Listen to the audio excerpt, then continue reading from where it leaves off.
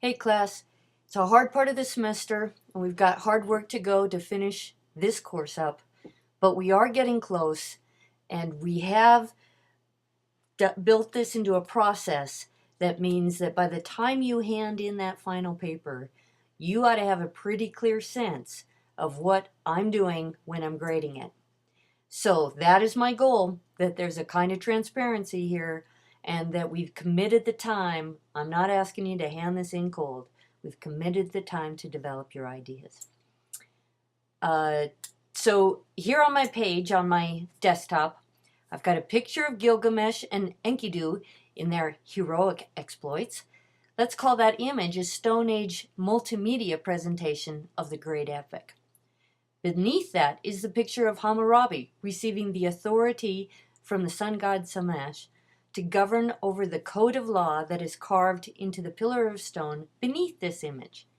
And again, a bit of Stone Age multimedia there. If I had selected either of those texts as the text to discuss from our first section on rules, I would need to describe its genre. The Code of Hammurabi, for instance, oh, there goes my printer. It's got a ghost in it and it sends out an extra page every time. Maybe one of you can help me with that. If I had selected either text as the text to discuss from our first section on rules, I would need to describe its genre. The Code of Hammurabi, for instance, has no laws against battling with the divinity Humbaba. Rather, the code lists multiple areas of law between humans. The epic, on the other hand, would be boring if it only described whether or not you got your money back after your grain rotted. They're doing two different things. In order, therefore, to discuss how either text depicted the relationship of divine will and human agency in the governing of its community, I would set the stage for my reader first. Now, this same point is true for each of the three sections of your paper. You want to set the stage for the genre of the text that you selected in each of the three eras from this class: the era of rules, the age of reason, and the tumultuous transitions of the 20th century. By so doing, by setting that stage, you build integrity into the comparison of very different kinds of texts. It is okay to bring them together if you have guided us through a meaningful description of their differences. It is weird to compare the Epic of Gilgamesh to Aquinas' theological dialogues unless you set the stage and guide the reader across the transition in genre and centuries. When you guide the reader, they can then more clearly understand how it is that each text nevertheless represents a unique configuration of the relationship between a divine will and human agency. Hence the integrity of this paper. We are submitting our rough drafts by midnight on the last day of week 14, Monday night, and in week 15, you will review a peer's rough draft by Wednesday night at midnight, after which you will then make your final revisions of the paper. So this is the last week of classes. Classes end on Friday. On Wednesday is your final assignment for a weekly assignment, and after that you get through finals week to hand in the paper.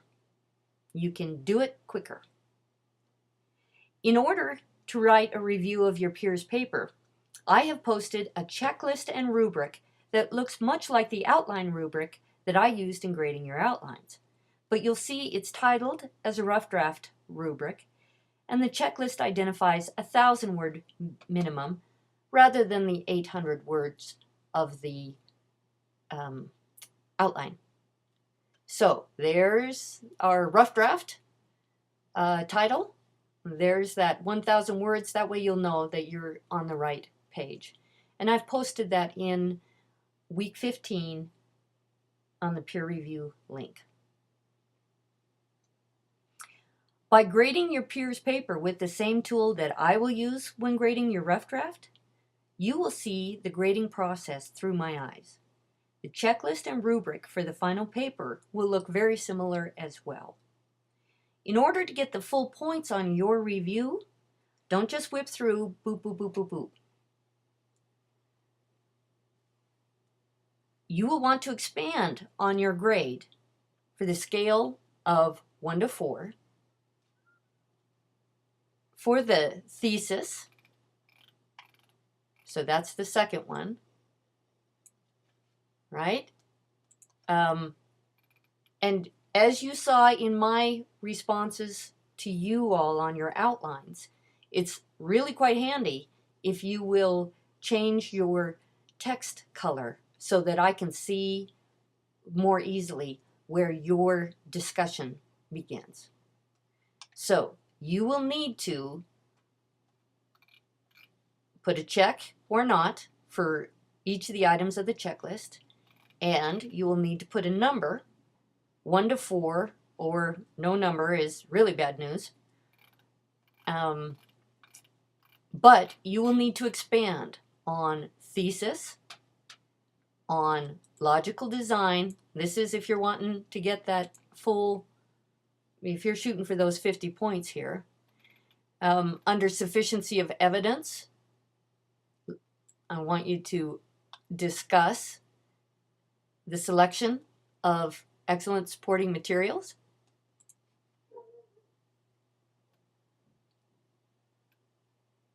And down here on clarity, I want you to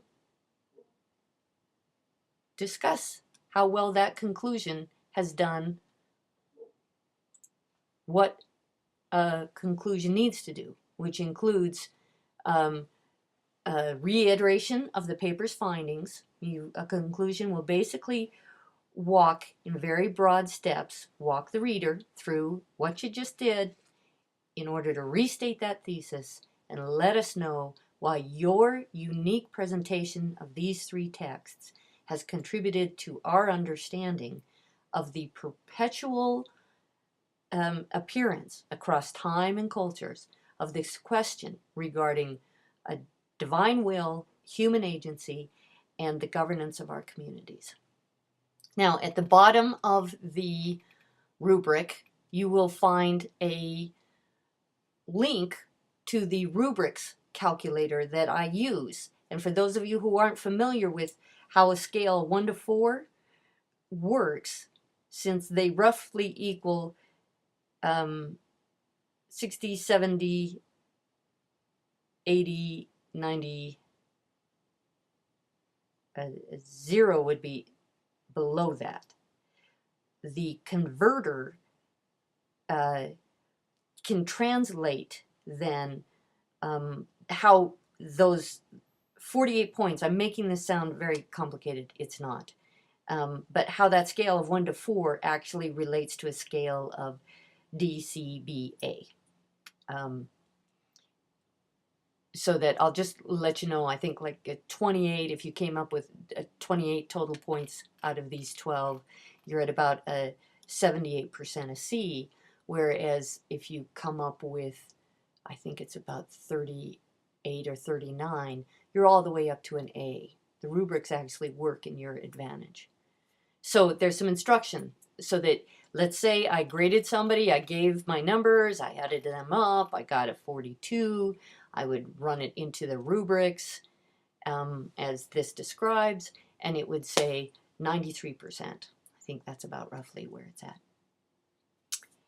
I hope this is helpful to you. I wish you good breathing. May you breathe and remember, my goal is to think well with you. Good luck.